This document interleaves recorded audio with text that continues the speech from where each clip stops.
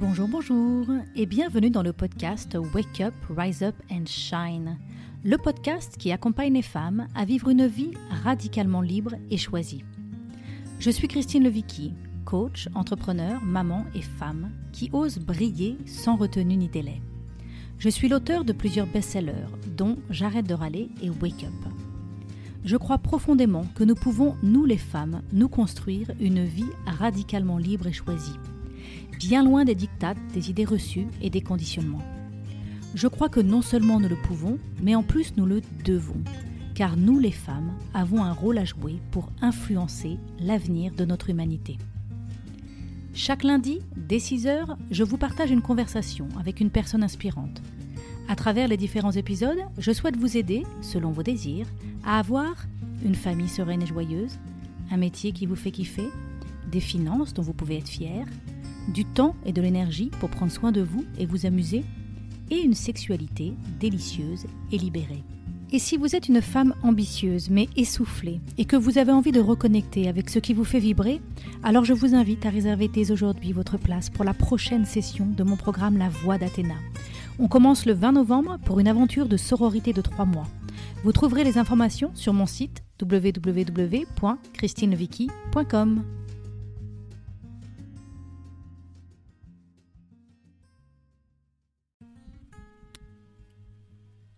Bonjour, bonjour et bienvenue dans le podcast Wake Up, Rise Up and Shine, le podcast à écouter avant de commencer votre journée. Je suis Christine Levicki, auteure des best-sellers J'arrête de râler et Wake Up, et à travers ces différents épisodes, je souhaite vous partager de nouvelles perspectives. De l'inspiration bien évidemment, mais aussi des actions concrètes pour vous permettre de vivre la vie que vous avez choisie. Dans cet épisode, j'ai l'immense plaisir de recevoir Imanou Rislar et Paul Charrois, fondateurs de la pratique corporelle le Wu Tao. Issus de la danse, du théâtre, des arts martiaux, de la bioénergétique taoïste, du rebirthing et de la bioénergie richienne, Paul et Imanou décident en 2000 de suivre une inspiration profonde et de créer un art nouveau, le Wu Tao. Entourés de pratiquants et passionnés, ils initient un courant, l'écologie corporelle, et créent le Centre Tao à Paris en 2003. À partir de 2009, une équipe pédagogique forme des enseignants dans les Wu Tao Schools. Et enfin, en 2020, ils créent le studio Wu Tao Arles et ouvrent la première transformation de facilitateurs et facilitatrices en art de la transanalyse. Alors je me réjouis vraiment de cet échange car je suis personnellement très curieuse d'en savoir plus sur cette pratique dont j'ai entendu parler depuis maintenant assez longtemps et que j'ai eu la chance de pouvoir expérimenter lors d'un déplacement à Paris il y a quelques années.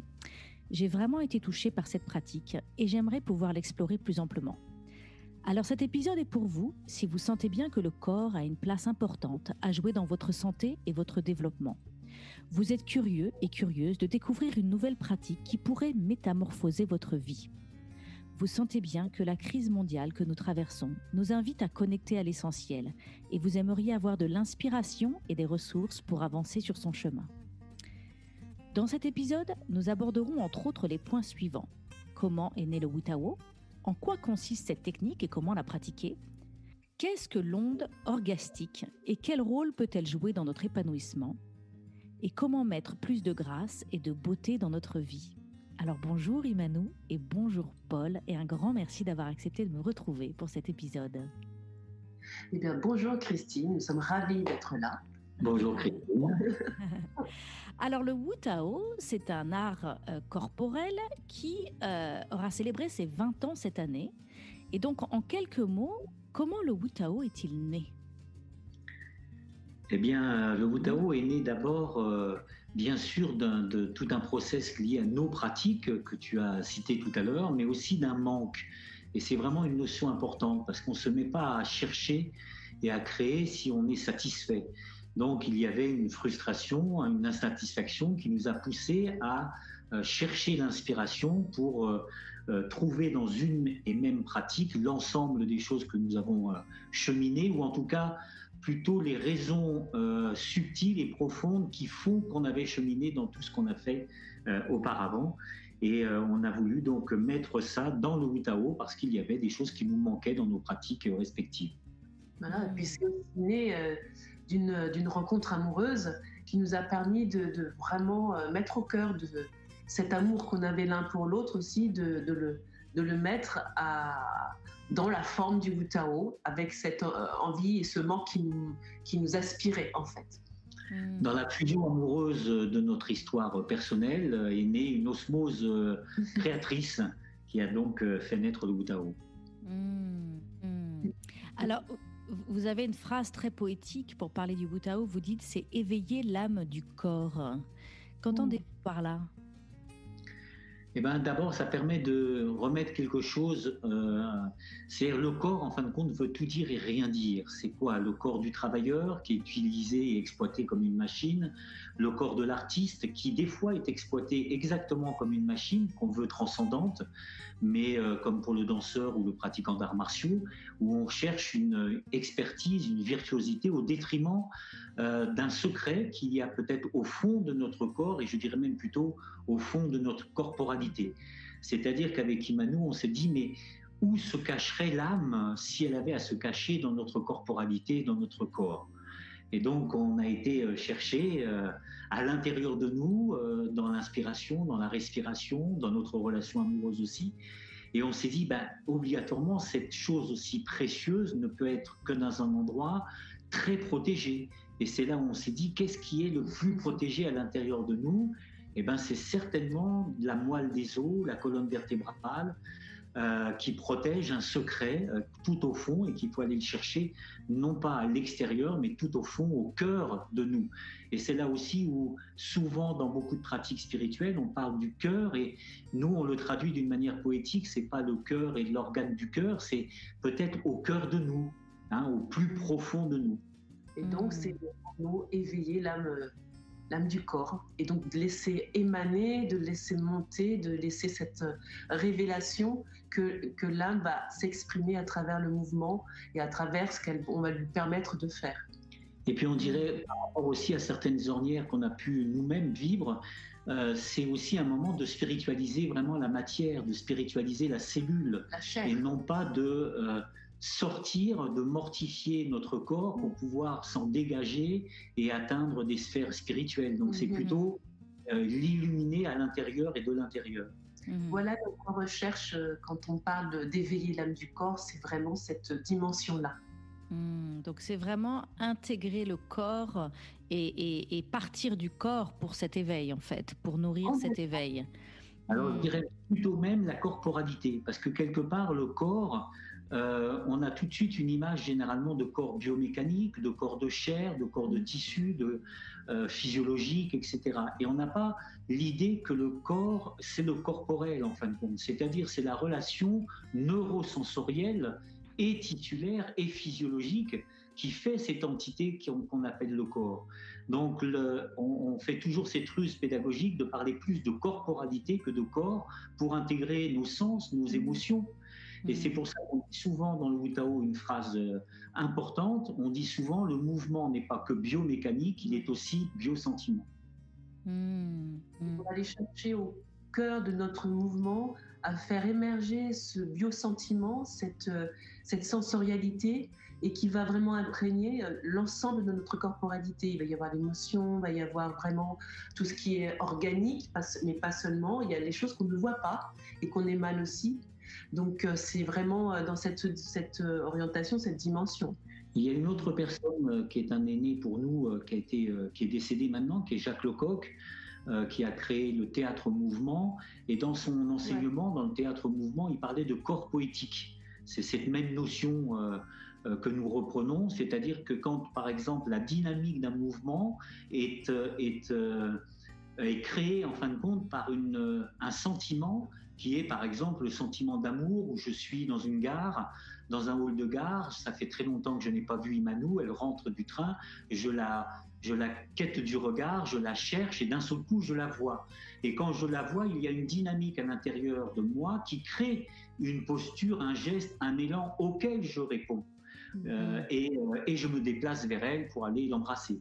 Donc ça, c'est toujours l'idée qu'il y a une dynamique intérieure, on va utiliser le mot de motilité, c'est-à-dire qu'il y a une motilité du sentiment qui amène la mobilité. Et donc là, cette pratique du Wu Tao nous amène à prendre conscience de cette motilité intérieure, c'est ça? Exactement. Alors vous parlez... Et je dirais même se rendre vulnérable à ça, se rendre sensible à ça. Parce que notre société et beaucoup d'écoles, quelles qu'elles soient, y compris l'école martiale ou de danse que j'ai pratiquée, va plutôt renforcer la cuirasse plutôt que de la faire fondre, et va plutôt éloigner cette sensibilité plutôt que de la rendre présente dans nos vies. Oui, j'adore, parce que ça vient vraiment nous amener à une qualité de présence qui est tellement riche de délices, de saveurs, d'intuition, de douceur, de force aussi. Enfin, il se passe beaucoup de choses dans ce subtil intérieur. Et c'est super d'avoir une pratique qui nous aide à rentrer en lien avec ça. Alors, la pratique est caractérisée par un lâcher-prise dans le bassin et le déploiement d'une onde que vous appelez une onde orgastique. Est-ce que vous pouvez nous expliquer en quoi consiste cette onde et pourquoi elle favorise notre épanouissement? Oui, alors nous on l'appelle un peu plus souvent onde orgasmique. On fait un petit défaut de plutôt poétique parce qu'on trouve que ça sonne un peu plus doux que orgastique.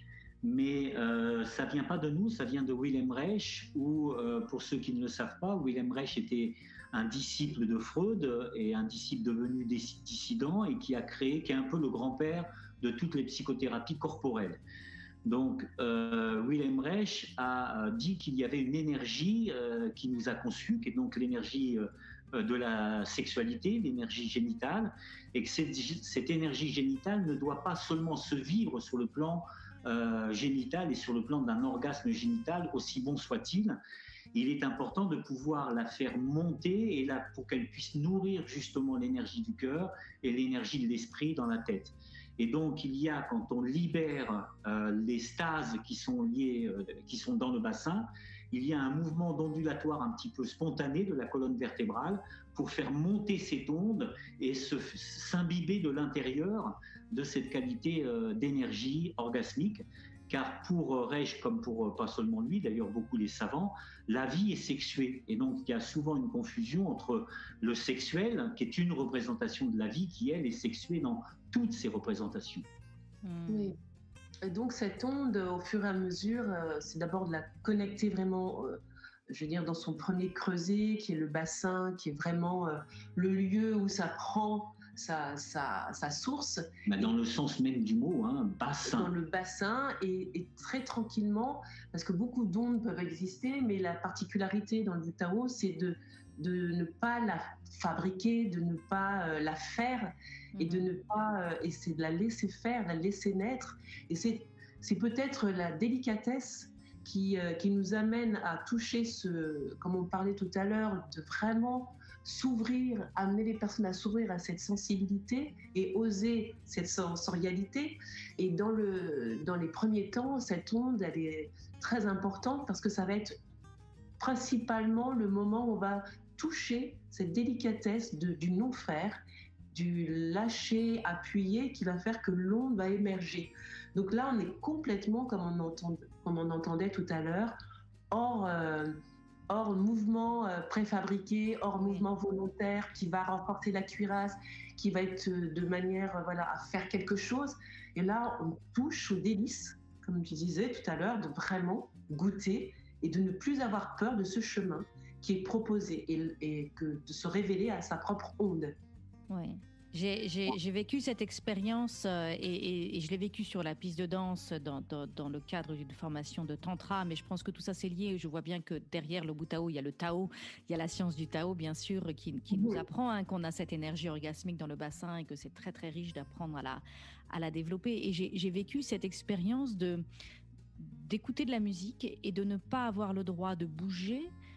C'était vraiment je ne bougerai pas. En anglais, c'est venu en anglais pour moi. Ce que je vis aux États-Unis, c'était I am not gonna move until I am moved.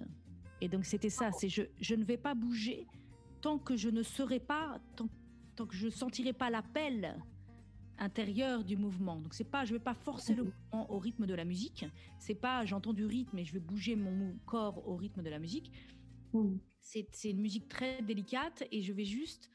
la musique est juste là pour entourer l'expérience, mais je vais attendre l'appel du mouvement que je vais ressentir monter. Et en effet, cet appel du mouvement émerge du bassin. Souvent, dans notre enseignement... C'est une belle expérience. Souvent, on dit « ça bouge ». Voilà. Ça c'est bouge. Pas « je bouge », c'est « ça bouge ». Et même on va jusqu'à dire « le ça bouge ». Et après, par contre, c'est de pouvoir accompagner ça. On ne prétend pas en Wu Tao, par exemple, créer quelque chose de spécial au niveau de l'état, c'est-à-dire des états de lâcher prise. Tu viens de nous en raconter un, tout le monde en a vécu, dans les relations amoureuses, dans les expressions artistiques, dans les accouchements pour les femmes, quel grand lâcher prise.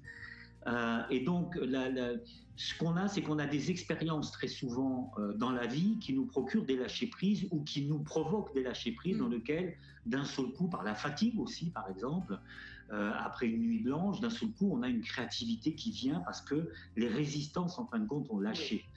Et donc, on tombe dans un état et on goûte cet état et après, on se met à le chercher, mais on se met à le chercher trop souvent d'une manière volontaire. Et le Wu Tao procède en fin de compte et propose dans le fait de comment je peux retrouver à volonté cet état dans un mouvement d'art corporel avec une intention plutôt qu'une volonté du mouvement. Et là, par contre, c'est toute la maîtrise petit à petit, c'est-à-dire pour pouvoir non pas laisser la vie me donner de temps en temps ces états-là et ces moments-là de grâce, mais être capable tous les jours, si je le veux, de me mettre en position, en attitude, en mouvement et retrouver par le lâcher-prise du plancher pubopélvien, du coccyx sacrum, et de retrouver ces ondes qui se déclenchent et les accompagner ensuite dans des calligraphies de gestes. Oui, c'est tout l'intérêt d'une pratique, d'avoir une pratique qui nous amène à savoir retrouver cet état en fait et savoir y accéder. Tout à fait. Mais c'est très différent souvent, par exemple, de la danse. Par exemple, nos élèves, on a beaucoup plus des musiciens qui vont retrouver dans le Wu Tao très vite des états et vraiment adhérer, alors que pour les danseurs, pour les pratiquants d'arts martiaux, pour les pratiquants de Hatha Yoga, ils vont avoir plus de difficultés parce qu'ils sont formatés très souvent, trop souvent, à un système volontaire et non pas au mouvement non volontaire. Donc, ils ont une sorte de cuirasse, d'expertise, où des fois, c'est des pratiqueurs, mais en fin de compte, ils sont plus éloignés que peut l'être un musicien, un peintre ou un sculpteur, qui tout de suite tombe dans le Wu Tao et dit mais c'est ça. Oui, et moi, ça me fait aussi penser à la méditation aussi. C'est un même genre de pratique, sauf que accompagné par le corps. Par le mouvement. Tout à fait. Nous, on est plus sur le mouvement que sur la posture. Tout à fait. Je me suis rendu compte, Christine, que dans l'assise, on peut toucher ces états. Mais pour nous, la difficulté, c'était comment l'amener dans la vie. Parce qu'on est confronté à moult situations. Et c'est quand on est en face d'une situation difficile qu'on perd contact avec cette essence-là. Pour nous, ça a été vraiment la gageure. C'est de nous mettre... et c'est pour ça que le fait de l'avoir en mouvement nous permet une transposition. C'est comment puis-je le garder le plus longtemps possible et après, et ne plus s'en défaire. L'idée, ça serait d'amener les personnes à baigner dans cette qualité, dans cette vibration, dans cette onde en permanence et d'être connectés au tout, vraiment, dans cette dimension-là. Et pour ça, pour nous, c'est d'amener le Wu Tao, même dans son quotidien, c'est de voir toutes les transformations que ça apporte, parce que c'est vraiment, comme on parle de la libération dans l'onde, et bien, il y a quelque chose qui va se libérer, Et comme il y a quelque chose d'assez subversif dans le Wu Tao, c'est-à-dire que plus on va toucher à cette liberté, plus on va en avoir envie. Donc ça, c'est vraiment... Et c'est en ça où il y a quelque chose d'évolutionnaire, comme aime à le dire beaucoup Anne Guéquière. Donc c'est vraiment un moment où elle a posé ces mots-là, on s'est dit, on est resté suspendu, puis on dit, oui, il y a quelque chose qui implique le changement. Voilà. Vas-y, Christine. Elle parle, Anne Guéquière utilise souvent le mot métamorphose, qui est le nom de son podcast. Et donc voilà, il y a vraiment cette espèce de processus alchimique, de métamorphose, de transformation qui se joue grâce à cette pratique. C'est bien ça ? Tout à fait. Alors, au risque de paraître orgueilleux, on a fait le constat avec Imanou à un moment d'un échec. C'est-à-dire moi je suis aussi un compétiteur. J'ai été champion du monde d'arts martiaux chinois, ce qu'on appelle le Kung Fu Wushu, et en 83, donc ça date un peu. Et j'ai l'habitude de refaire le match, refaire la compétition pour en tirer des critiques et rebaser après mon entraînement et ma pratique pour m'améliorer. Et donc, à un moment, au niveau spirituel, on s'est posé quand même la question avec Imanou sur l'échec. Alors, je sais que ça peut en choquer quelques-uns et ce n'est pas notre but. C'est juste pour pouvoir poser quelque chose qui nous semble intéressant. C'est-à-dire, pour nous, il y a un échec de toutes les pratiques et de traditions spirituelles à avoir transformé le monde. Donc, je dirais qu'ils ont réussi à transformer quelques personnes, quelques îlots de personnes, mais on n'a pas réussi à transformer le monde. Pourquoi ? Parce que la plupart sont liés à de la posture et de l'immobilité, oui, et non pas du mouvement. Et donc, pour nous, l'intuition, l'inspiration, qui va être notre couleur, ça a été, mais en fin de compte, cet état se perd quand il y a une mise en mouvement dans le corps social. Et c'est pour ça qu'on a vraiment respiré, cherché dans des états particuliers d'inspiration, comment et qu'est-ce qu'il est possible pour répondre à ce qui nous semblait manquer à l'histoire. Et donc, c'est comment mettre cet état, c'est-à-dire comment faire pour ne pas tirer sur un brin d'air pour qu'il pousse et emmener ça quand même dans le mouvement du corps social pour que celui-ci puisse se transformer et se métamorphoser. Donc ça a été vraiment notre aspiration. Et aussi pour retrouver, et c'est pour ça qu'on retrouve éveiller l'âme du corps, c'est-à-dire on aime à dire très souvent que l'humain n'est pas fini. C'est-à-dire que trop souvent, les personnes pensent que l'humain se termine à l'homo cravatus, economicus, etc., costumus. Et donc, nous, on dit, mais il y a une partie où on est en évolution. Comment remettre cette partie en évolution, en activation, en présence? Comment lui donner de la place? Et donc, le Wu Tao, c'est ça aussi. C'est-à-dire, c'est aussi respirer, rentrer dans ces phases d'évolution minérale, végétale, animale, humaine, et le mystère et le devenir, et la mémoire du devenir qui est en nous. Donc c'est ça aussi, c'est laisser de la place à cette mémoire du devenir pour qu'elle arrive et pour qu'elle fasse son œuvre. C'est ça aussi le Wu Tao. Donc la pratique du Wu Tao nous amène à activer ça en nous, et ensuite votre objectif c'est qu'on puisse l'amener dans notre vie. Donc il y a le moment où on fait notre pratique chez nous en studio, et ensuite voilà, l'idée c'est de pouvoir être habité de cette onde orgasmique dans notre quotidien pour pouvoir capter ce qui veut se produire, j'ai envie de dire, l'évolution sociétale qui attend de se faire. Exactement. Et tout à fait. Et vraiment, on a cette aspiration. Alors, ça se vit plus ou moins, mais c'est vraiment quelque chose qui est le fait de participer à cette aventure et pas simplement de subir et attendre que ça se passe. Pour nous, quand on a réfléchi, quand on s'est posé des questions, parce qu'on aime bien se poser des questions, et puis après, certaines réponses arrivent, en tout cas, certaines propositions sont arrivées pour se mettre en route. Et donc, ça met en route. Quand on pose des questions, on n'a pas forcément, et ben voilà, ça va être ci, ça va être ça. Ça propose quelque chose qui va nous donner de quoi nous mettre en route, et c'est le mouvement par excellence. Ouais. Et à l'intérieur, on questionne. Et ce devenir, pour nous, on avait envie d'y participer et pas simplement de subir. Ça nous a enchanté de se dire, mais ici, on participait à notre propre évolution. Et ça, moi, ça m'a emballé, ça nous a emballé, ça nous remplit de joie. Et je pense que la joie est quelque chose qu'on peut repérer comme faisant partie, contre toute attente. Et puis, personne m'avait dit, ou nous avait dit, quand tu sentiras ça, ou tu vas te poser une question. Mais le sentiment de joie que ça remplit, parce que simplement cette pensée nous a traversés et on a commencé à cheminer là-dessus et qu'on s'est enthousiasmé pour se mettre en route. Donc ça, c'est vraiment important.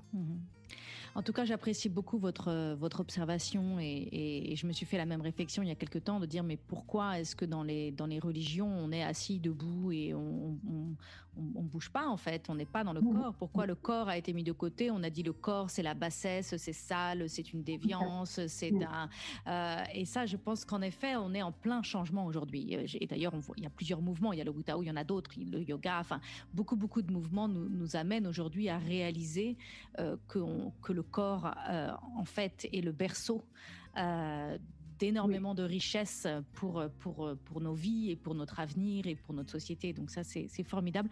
Alors, le Wu Tao, concrètement, ça se pratique debout, assis, au sol, et j'ai cru comprendre qu'il y avait 12 mouvements de base. C'est ça? Est-ce que vous pouvez nous décrire un peu à quoi ça ressemble concrètement? Alors oui, le Wu Tao est beaucoup plus riche en mouvements que simplement les mouvements qu'on a choisis pour pouvoir l'enseigner. Donc on a dû faire une réduction quelque part de toute la richesse et des mouvements du Wu Tao pour pouvoir en avoir une synthèse qui soit un condensé un peu qui permet de transmettre le Wu Tao et l'adapter à notre fonctionnement de session, de formation, d'années de formation pour pouvoir transmettre à des enseignants. Donc on a effectivement synthétisé 12 mouvements de base qui sont donc une essence du Wu Tao, certains principes un petit peu d'éveil de l'onde aussi qui se rajoutent à ça, et ça se décline sur des principes qui sont identiques à la fois au sol, à la fois assis sur un tabouret ou une chaise, et à la fois debout, dans un premier temps avec des pieds fixes, c'est-à-dire sans bouger les pieds, on a des pieds ventouses au sol, et on bouge le corps pour pouvoir le fluidifier, le défroisser, et ensuite seulement quand il y a un certain acquis et une certaine intégration des principes, on va dans les déplacements, mais on passe vraiment un temps important à mettre en place un peu la respiration tissulaire du tissu conjonctif, des fascias du corps, avant de se mettre en mouvement. Oui, puis on passe un temps pour vraiment prendre le temps, il n'y a pas d'autre mot, pour vraiment, entre guillemets, toucher à l'apprentissage, parce qu'on a tous été confrontés à l'apprentissage, et donc pour aller toucher le mouvement non volontaire de l'onde, alors qu'on a été vraiment, depuis notre plus tendre enfance, amenés à faire les choses formatées, et donc et l'apprentissage, parce qu'on a aussi une particularité en apprentissage et une pédagogie spécifique au Wu Tao qui va venir et qui va se faire dans le laisser faire, lâcher prise, et aussi se rendre compte que l'apprentissage nous empêche, qu'on a reçu quand on était enfant, nous empêche de recevoir directement, parce qu'on a des neurones miroirs qui pourraient nous aider à aller plus facilement, plus spontanément, plus rapidement. C'est-à-dire souvent le public se partage en deux personnes. Je caricature bien sûr, hein, c'est toujours plus complexe que ça, mais ça nous permet de comprendre.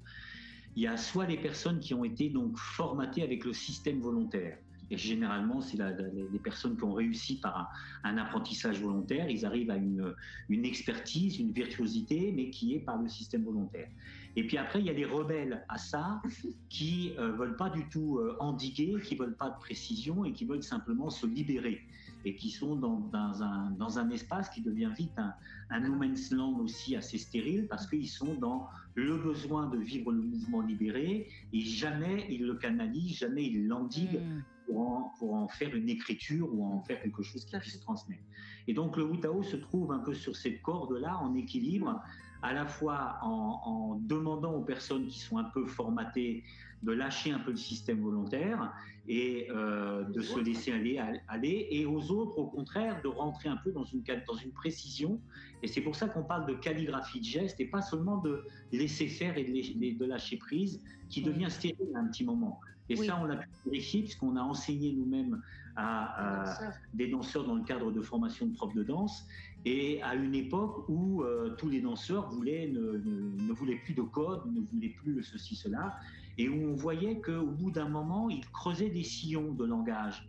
C'est-à-dire qu'en laissant faire, en fin de compte, au début, il y a un moment de libération qui est euphorique, et puis après, il y a une sorte d'ornière où on s'enlise à tourner en prenant un sillon, en répétant les mêmes gestes, en développant des pathologies, tendinites ou autres, en se blessant parce que ça devient déséquilibré, parce qu'il n'y a pas une conscience, une présence qui endigue et qui précise les choses et qui va accepter d'être endigué. Et donc, on est dans cette corde en équilibre entre ces deux tendances, avoir des élèves qui ont besoin de lâcher et d'autres qui ont besoin d'endiguer.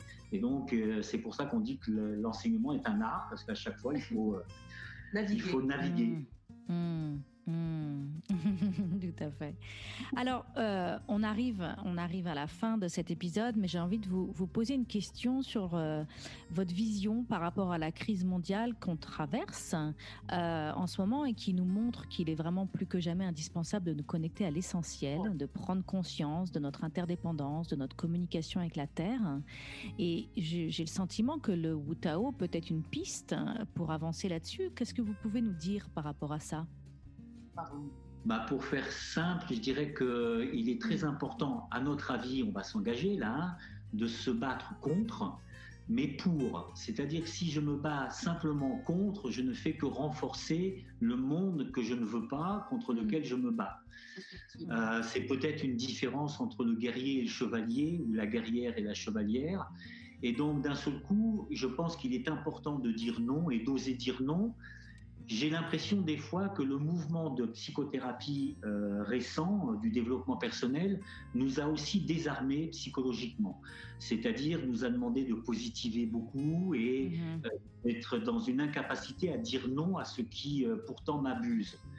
Et je pense qu'il y a vraiment la nécessité de retrouver le non pour pouvoir dire oui et de ne pas perdre donc la vision pour laquelle je me bats. Donc c'est le oui, le monde pour.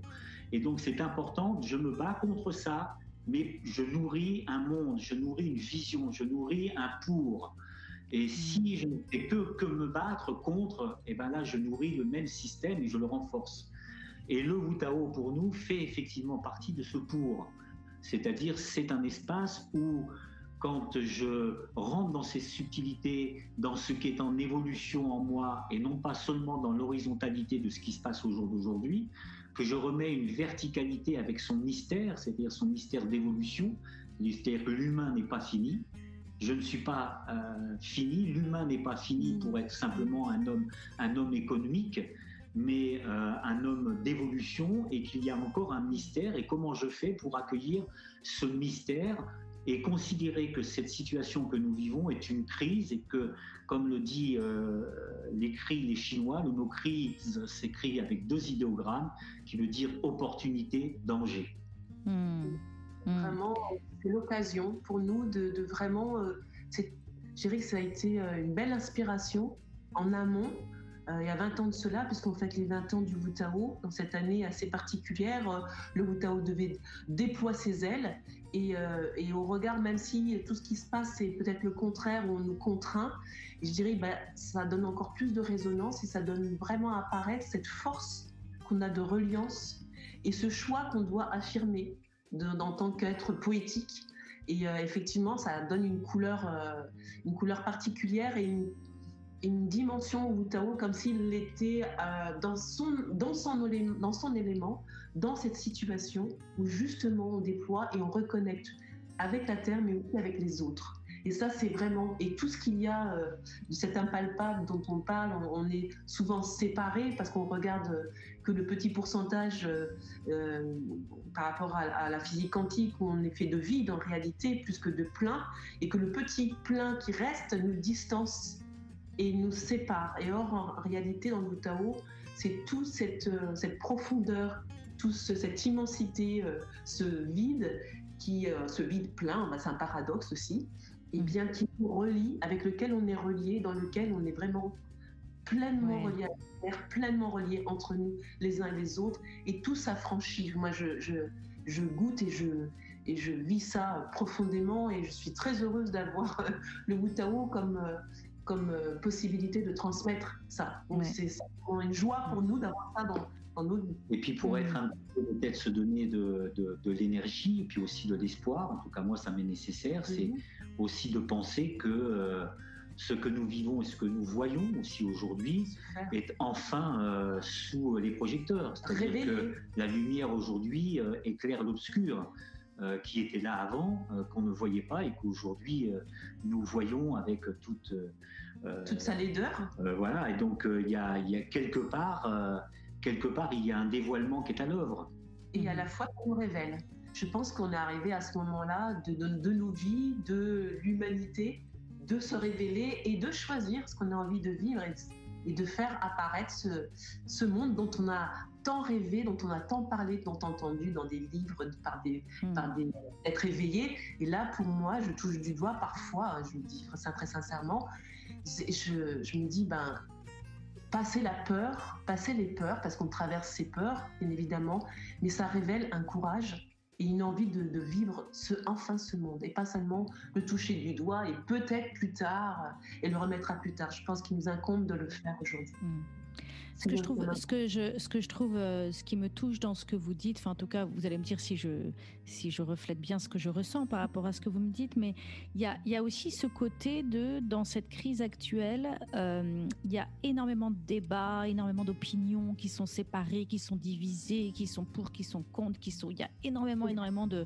Et tout ça, c'est un espèce de brouhaha énorme qu'il ne faut pas nécessairement ignorer, mais j'ai l'impression que le Wu Tao nous invite à faire un retour intérieur et à vraiment ressentir qu'est-ce qui est juste pour moi, qu'est-ce qui est juste pour le monde, non pas au regard de quel clan j'appartiens et de quel avis et de quel scandale mais vraiment à partir de ce ressenti intérieur, qu'est-ce que je sens qui a besoin de se produire, qu'est-ce qui a besoin de se produire et qui est bon, et de vraiment revenir vers cet intérieur et d'agir à partir de là, à partir de cette connexion à cette force de vie intérieure et comme on disait tout à l'heure, à cette, je ne sais pas quel mot tu as utilisé, Paul, mais cette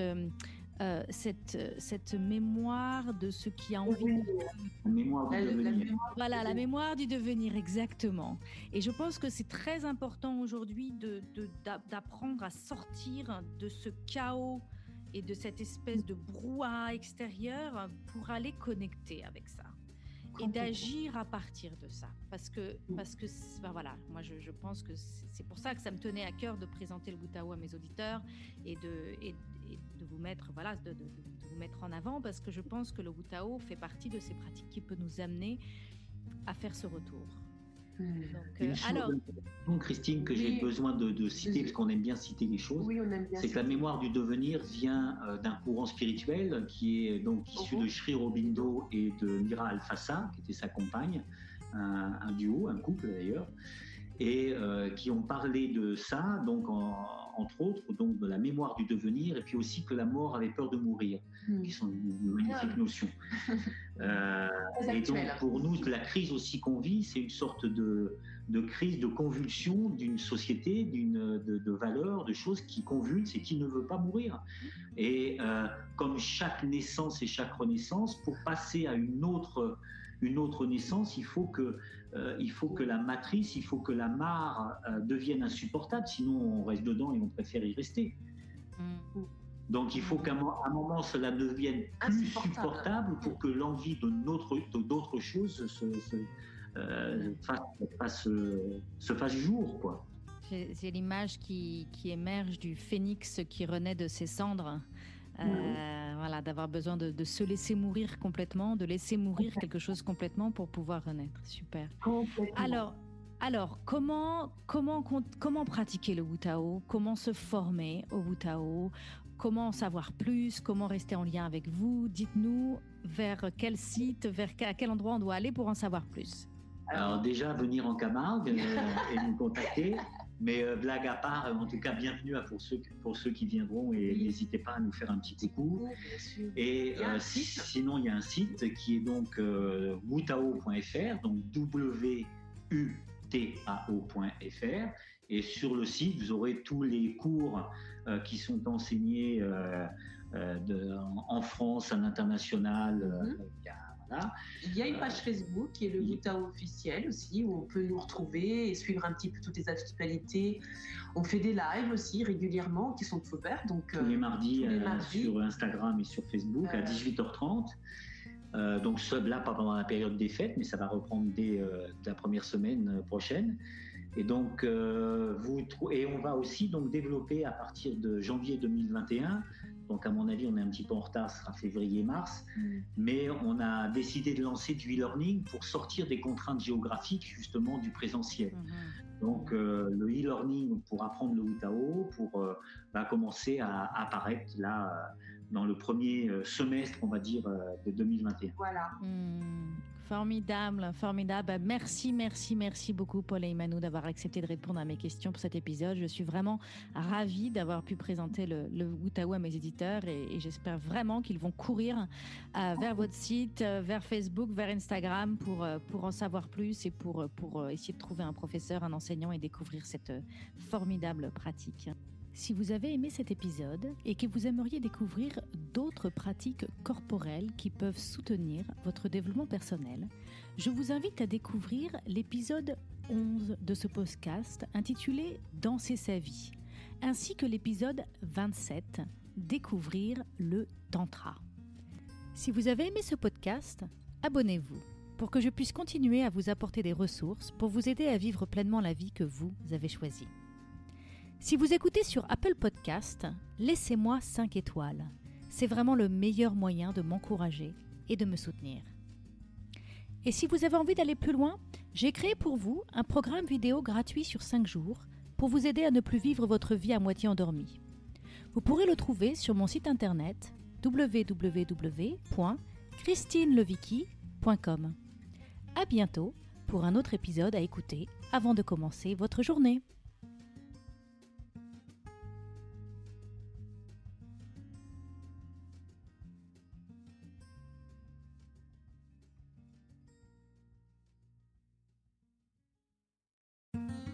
Si vous avez aimé ce podcast, abonnez-vous pour que je puisse continuer à vous partager des ressources pour vous aider à vivre une vie radicalement libre et choisie.